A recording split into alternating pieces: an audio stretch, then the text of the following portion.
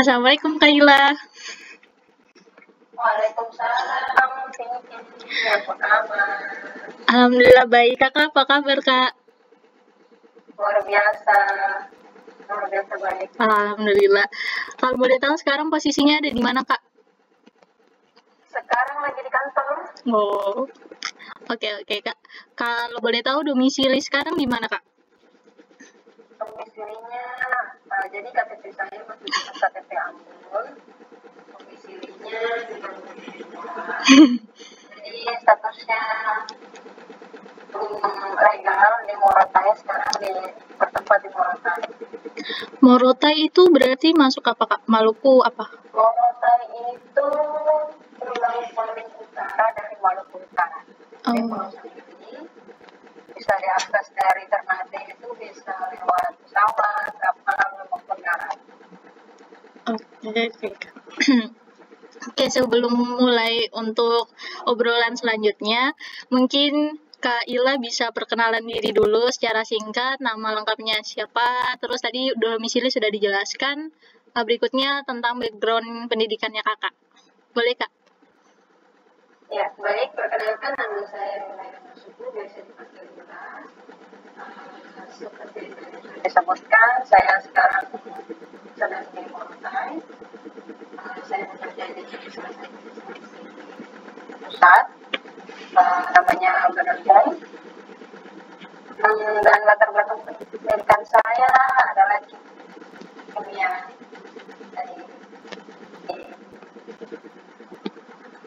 dari Universitas Patimura. Iya.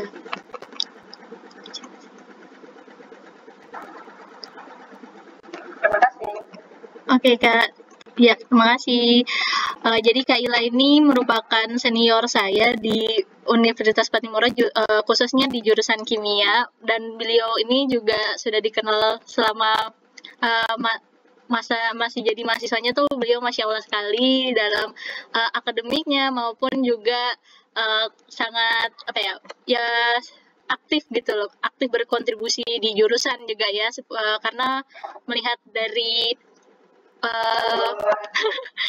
jejak beliau yang sudah berpengalaman di laboratorium, yang pernah menjadi asisten juga. Oke Kak, mungkin bisa diceritakan, tadi kan Kakak sudah sempat mention kalau Kakak itu dari kerjanya di Badan POM ya. Nah, mungkin Kakak bisa sharing secara singkat, apa tuh sebenarnya Badan POM, latar belakang dari perusahaannya, kemudian mengapa sampai bisa ada Badan POM itu di Indonesia itu sendiri. Silakan Kak.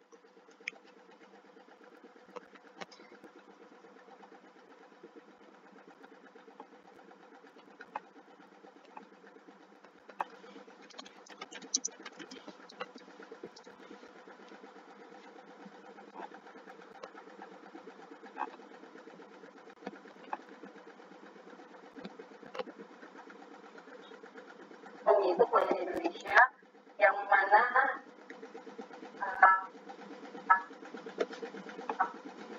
Bepom dia mempunyai kewenangan yang obat tradisional dan selain memiliki kewenangan untuk memberikan izin atau legalitas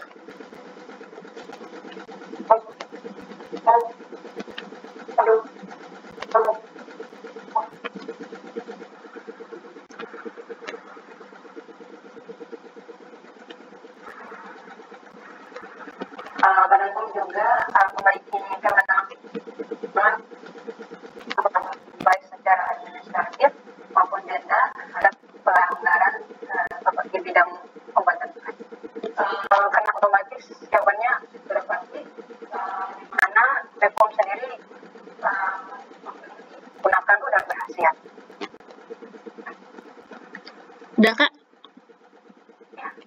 Oke Kak, ya terima kasih sebelumnya. Terus mau tanya nih Kak, BPOM itu sendiri untuk memproduk BPOM kan berarti secara administrasi dia tuh kayak melegalkan suatu produk itu apakah bisa digunakan di masyarakat atau tidak kan ya Kak. Nah terus yang mau saya tanyakan, untuk produk-produk apa saja sih sebenarnya yang bisa dilegalkan sama BPOM itu sendiri? Apakah cukup yang memang bisa dikonsumsi kah atau ada lebih dari itu yang bisa dioles atau yang seperti apa, Kak? Ya, baik. Seperti tadi yang saya bilang bahwa ada komoditi-komoditi yang diberikan legalitas oleh BPOM, yaitu obat, pangan, kosmetik, obat tradisional, kemudian suplemen kesehatan. Jadi mereka komoditi ini memiliki kode-kode unik, mana kodenya contoh kayak pangan itu NDI, kemudian obat itu GKL dan lain-lain sebagainya. Namun contohnya untuk di bidang pangan, BPOM sendiri memiliki klasifikasi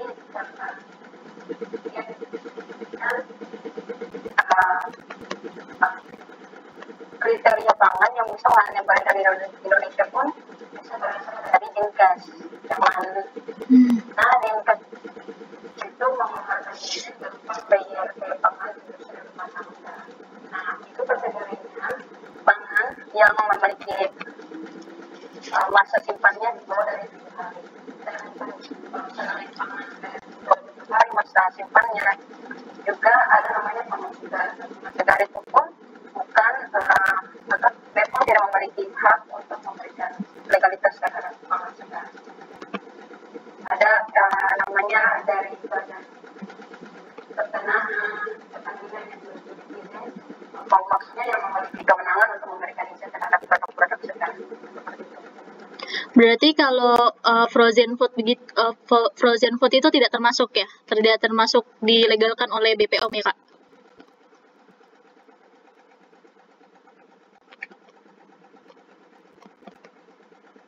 Maksudnya pangan olahan, gimana pangan yang olahan itu artinya melalui proses pengolahan, baik digoreng, dikemas maupun dan sebagainya. Frozen food kan dia melalui proses pengolahan kan dan dikemas, makanya itu pun masih masuk ke BPOM. Sekalipun dia industri rumah tangga, Kak?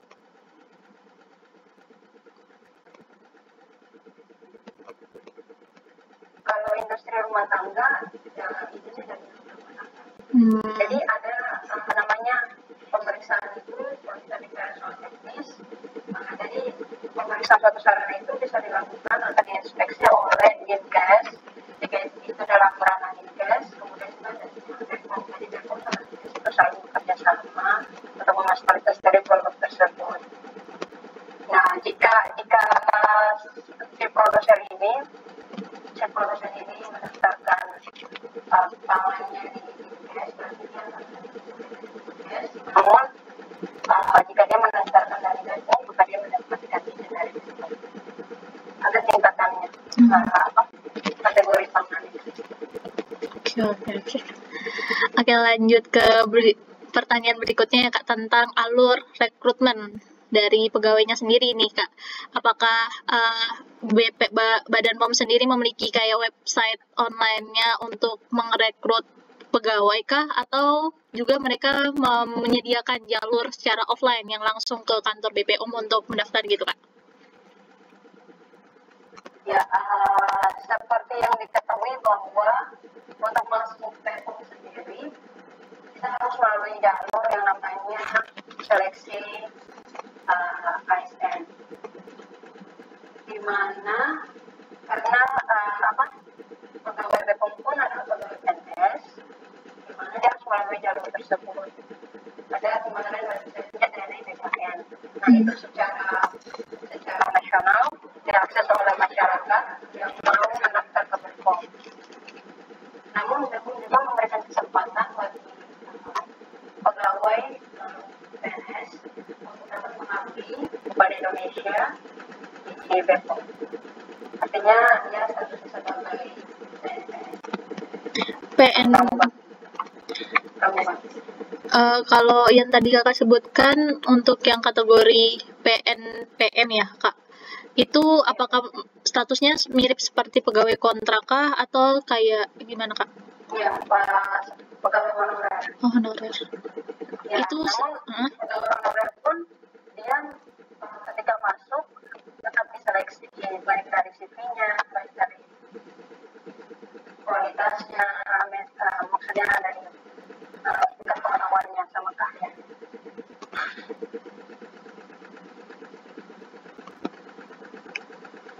Apakah untuk jalurnya itu sama Kak?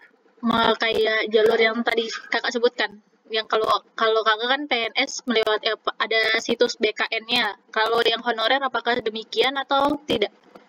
Oh, kalau honorer itu jadi jika satu unit unit pelaksanaan teknis PT di Depok membuka lowongan, maka siapa saja yang merasa dia memiliki kualifikasi yang diinginkan oleh PT tersebut boleh mendaftar. Oke. Nanti akan diseleksi di situ. Oke Kak, terima kasih Kak untuk jawabannya.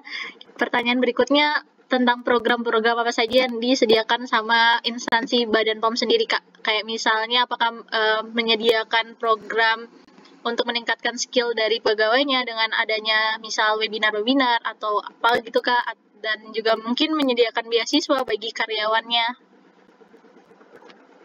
Ya baik, saya lupa peraturannya nomor berapa. Itu ada peraturan pemerintah yang mana ASN diharuskan meningkatkan kompetensi dengan minimal pelajaran per tahun itu 20, jadi 20 JP, 20 jam pelajaran. Nah, kemudian itu diturunkan menjadi peraturan masing-masing instansi, yang mana BPOM sendiri mengharuskan setiap ASN-nya untuk kompetensi. Nah, baik melalui diklat maupun pelatihan manajerial, pelatihan sosial kultural, dan teknis. Bisa juga melalui workshop, seminar, pelatihan sosialisasi, dan lain sebagainya. Nah, pelatihan tersebut disediakan oleh BPOM, baik secara luring maupun daring. Nah, sekarang kan kita dihadapkan dengan COVID di mana kita tidak bisa melakukan pelatihan maupun pembelajaran secara tatap muka. Nah, BPOM sendiri melalui salah satu unit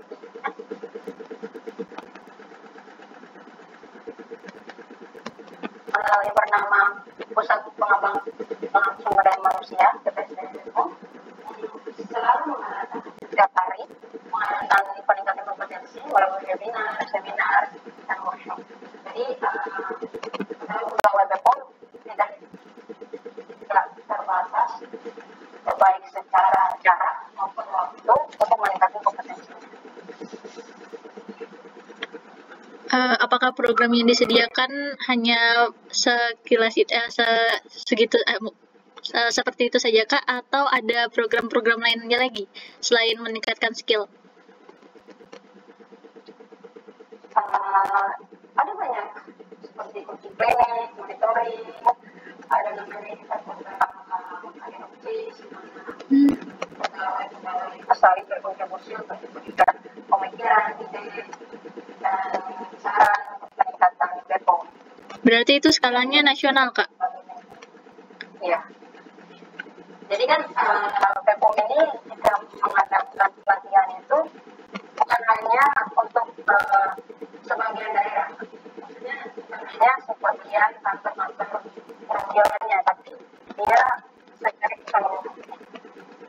Jadi pamongnya itu di PPSDM, Pusat Pengembangan Kompetensi, kemudian pelatihannya itu ditujukan kepada semua ASN yang berada di seluruh negara POM. Oh iya Kak, mungkin bisa di flashback sebentar untuk pertanyaan yang sebelumnya Kak, tentang alur rekrutmennya. Apakah alur rekrutmen ASN ini sama saja seperti yang PNS semuanya, atau untuk BPOM ini sendiri ada yang berbeda gitu Kak? Sejauh ini yang saya lihat, yang saya amati sama. Jadi kita melalui satu website, kita mendaftar di saya tidak salah itu sscnbkn.id. Nah, di situ semua pelamar bisa melamar di mana saja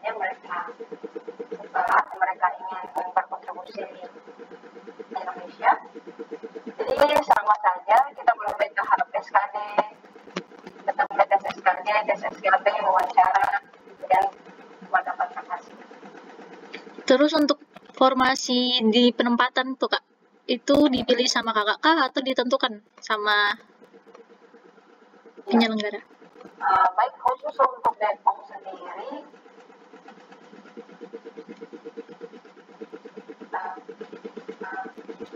Depok membuat regional Indonesia ini dibagi Indonesia seluruh provinsi daerah Indonesia dibagi beberapa zona. Nah, zona tersebut terdiri dari beberapa daerah atau kabupaten atau bahkan provinsi. Kemarin saya daftarnya di zona ini, zona 7 itu termasuk Sofipi, Morotai, kemudian Manado, Sangihe, dan beberapa. Jadi dalam satu zona itu, ketika saya sudah daftar, nah nanti menunggu hasilnya untuk penempatannya berdasarkan minat. Jadi mereka tetap menanyakan tentang maunya di mana, tapi semua orang pasti menginginkan daerah yang dekat. Semua orang menginginkan daerah yang paling ramai. Jadi tetap dikembalikan ke hasil nilai yang jadi dilakukan persepingan. Jadi yang paling pertama nilainya, maksudnya paling tinggi nilainya, urutan pertama dia berhak memilih sesuai keinginannya dia. Kemarin saya urutan kedua, yang mana urutan 1 dan urutan kedua itu memiliki minat yang sama, minat daerah yang sama. Jadi karena saya orang asli utara, jadi saya kemarin pilihnya Sofipi pilihan pertama dan Morotai pilihan kedua. Nah sayangnya urutan 1 pun demikian sama. Saya memilih Sofipi sebagai urutan 1 dan Morotai sebagai urutan 2. Dan akhirnya saya harus menerima kesalahan dan melakukan data dengan berbagai lain. Oke. Kalau boleh tahu apa alasannya kakak memilih Morotai sama Sofipi selain kakak berasal dari daerah sana? Apakah punya potensi yang lain gitu dari daerah yang lain atau gimana kak? Pertama karena faktor personal, saya asli orang Maluku Utara, yang paling berkontribusi ke Maluku Utara, dan saya yakin dan percaya bahwa Maluku Utara masih banyak potensi-potensi yang belum dieksplor. Kita tahu bahwa Maluku Utara itu kaya kebudayaan alam. Kebudayaan alam tersebut memiliki potensi untuk dikembangkan diekstensifikasi pemanfaatannya, baik untuk bidang pangan, bidang obat tradisional, bahkan sampai ke obat. Jadi itu kalau kita bicara ke depan sangat banyak yang bisa digali di Maluku Utara, dan juga ini adalah keinginan pribadi untuk berkontribusi di wilayah sendiri. Kemarin kita tahu bahwa mungkin dibandingkan dengan daerah-daerah lain, baik Jawa, maksudnya di Indonesia Barat, itu lainnya, indeks kesadaran maupun pengetahuan masyarakat di Maluku Utara ini masih tergolong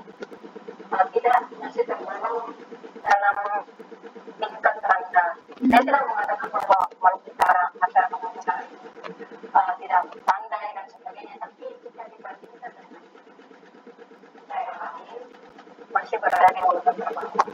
Nah, itu membuat saya terpanggil untuk bagaimana meningkatkan kompetensi tapi pengetahuan dan kesadaran masyarakat akan obat dan pangan aman untuk dikonsumsi. Oke, Masya Allah sekali ya untuk niat baiknya Kak Ila.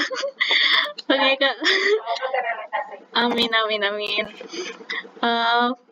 Selanjutnya pertanyaan terakhir Kak. Tidak terasa kita sudah menghabiskan waktu 20 menit ngobrol. Pertanyaan terakhirnya tuh pengalaman kerja kakak, apa yang paling berkesan selama kerja di Badan POM, dan apakah di Badan Pom sendiri menerapkan sistem seperti rolling gitu Kak, kayak bisa merasakan di divisi ini, atau memang cuma di satu divisi? Dan kalau boleh tahu, untuk posisinya Kakak sekarang ini menjadi apa gitu di Badan Pom? Sudah. Baik, gimana ya? Jadi saya itu berada di jabatan pengawas farmasi dan makanan, di mana lingkup dari pengawasan farmasi dan makanan ini dia terbagi baik dalam fungsi pemeriksaan, kemudian inform atau informasi komunikasi, kemudian penindakan, penilaian dan sertifikasi. Nah, PSM ini, pengawas farmasi dan makanan ini yang disingkat PSM, bisa bekerja di fungsi tersebut. Jadi saya kemarin 2 tahun pertama di Badan POM, saya ditempatkan di fungsi pengujian. Kemudian di tahun ini, tahun 2022, sejak Januari, saya dirolling ke pemeriksaan. Berikutnya saya dirolling ke mana? Ya itu terserah atasan. Tapi saya bersyukur bahwa adanya rolling tersebut kita bisa merasakan dan meningkatkan kompetensi bukan hanya di spesifiknya kita, bukan hanya di satu divisi-divisi tertentu, bisa menyeluruh. Kalau boleh tahu pengalaman yang paling menantang atau yang paling mengesankan mungkin untuk Kakak selama berkontribusi di BPOM itu apa Kak? Yang paling mengesankan, ya jadi ketika saya masih di pengujian itu banyak hal yang saya rasakan, seperti pasang surut perasaan ketika pengujiannya tidak berhasil, jadi harus ulang lagi, kemudian bahagia ketika pengujiannya berhasil. Jadi banyak perasaan yang dirasa seperti roller coaster, naik turun ketika ya bagus. Jadi kita kan pakai permain kabel dan beberapa instrumen yang lain. Jadi adalah pengujian itu bukan hanya itu error, tapi kadang juga error. Itulah bagaimana kita bisa menilai dan belajar dari pengalaman. Nah itu kalau dari pengujian. Kemudian kalau dari pemeriksaan, di mana saya dihadapkan dengan pemilik sarana baik produksi maupun distribusi, yang mana mereka sendiri memiliki cara yang berbeda-beda. Ketika kita melakukan inspeksi, mereka kadang diterima secara baik, kadang pun diterima secara kurang baik. Tapi bagaimana kita tetap memposisikan diri kita sebagai pembina, sebagai petugas yang tidak gampang berkomunikasi dengan keadaan. Berarti untuk selama Kakak bekerja di BPOM ini baru di pengujian sama di pemeriksaan Kak? Belum di rolling di tempat lain atau? Jadi gini deh, secara teknisnya itu, jadi kita tuh kan namanya jabatan fungsional. Jadi jabatan farmasi dan jadi jabatan pengawas farmasi dan makanan ahli ini dia jabatan fungsional. Jadi dia sendiri dinilai berdasarkan angka kredit. Nah, angka kredit tersebut untuk PSM itu didapatkan dari kegiatan-kegiatan yang berada pada lingkup PSM. Jadi bisa di pemeriksaan, bisa di pengujian, bisa di komunikasi informasi edukasi. Jadi di sini di Morotai sendiri sebenarnya secara struktur organisasi kita tuh tidak dibagi-bagi menjadi divisi-divisi atau seperti yang lain. Jadi singkatnya itu BPOM sendiri memiliki UPT yang berdasarkan namanya, kalau pusat namanya badan, kemudian untuk provinsi itu namanya balai besar atau balai, jadi namanya kabupaten, contohnya kayak saya kabupaten.